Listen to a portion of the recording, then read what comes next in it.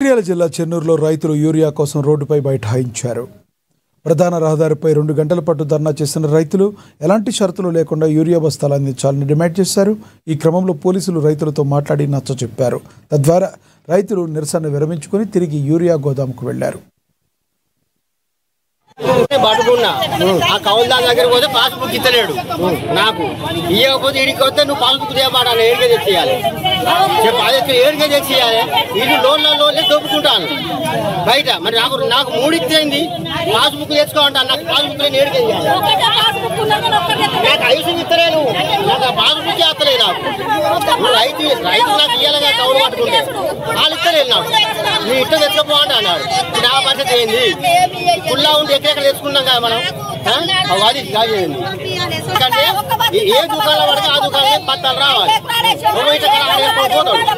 ఇంకో 10 రూపాయలు తీసుకొని ఎక్కువ కాదంటలేవు, 10 రూపాయలు తీసుకొని కాదంటలేవు, కానీ బత్తాలు ఫుల్ కావాలి. అదే చెప్తాను, మనకు కావాలి బత్తాలు కావాలి మాకు.